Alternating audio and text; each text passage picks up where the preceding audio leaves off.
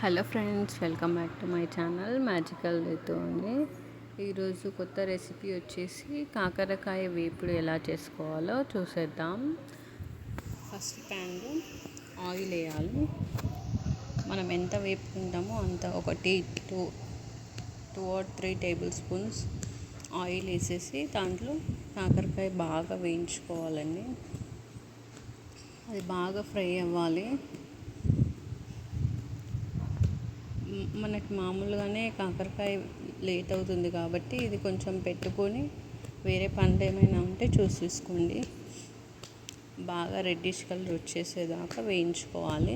చూడండి, సగం మగ్గిపోయింది, ఇంకా బాగా మగ్గాలి.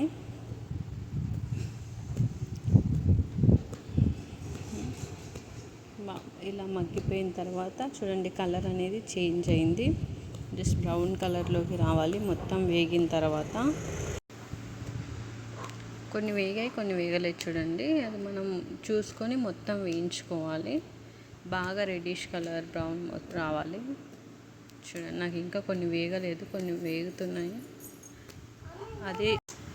అదొక సపరేట్ గిన్నెలోకి తీసుకోవాలి. తీసుకున్న మళ్ళీ అదే ఆయిల్ ఉంటుంది కదా, ఆ ఆయిల్లోనే కరివేపాకు బాగా వేయించుకొని సైడ్లో పెట్టుకోవాలి. చూడండి, అలా క్రిస్పీగా ఉండాలి కరివేపాకు.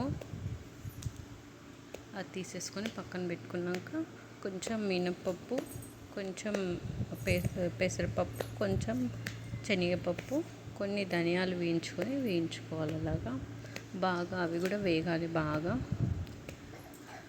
వేగిన తర్వాత అవి కూడా ఒక సైడ్లో పెట్టేసుకొని నెక్స్ట్ పల్లీలు తీసుకోవాలి. పల్లీలు కూడా బాగా వేయించుకొని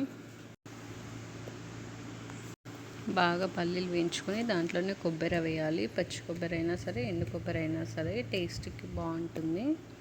వేసి వేయించుకోవాలి. బాగా వేగిన తర్వాత కొంచెం జీలకర్ర వేయండి. దాంట్లోనే జీలకర్ర, ఇంకా నేను కొన్ని నువ్వులు కూడా వేసుకుంటున్నాను.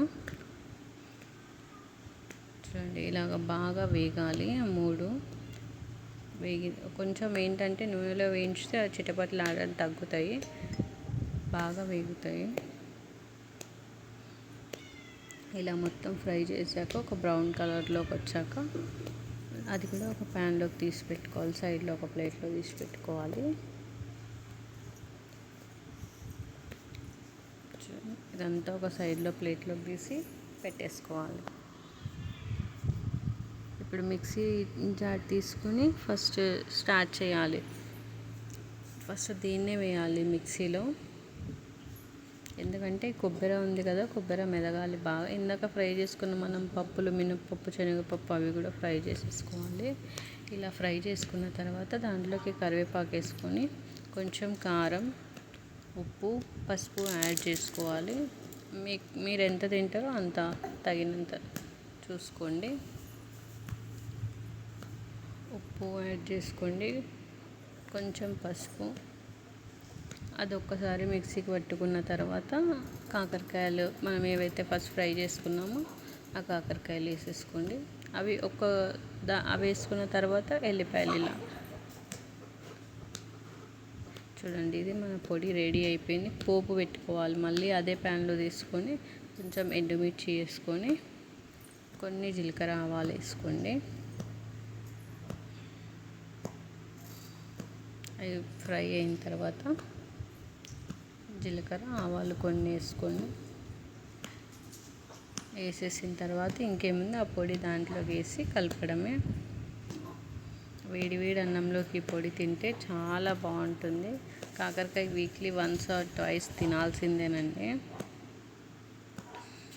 మీరు కూడా ఇలా ట్రై చేసి చూడండి, చాలా బాగుంటుంది కాకరకాయ వేపుడు.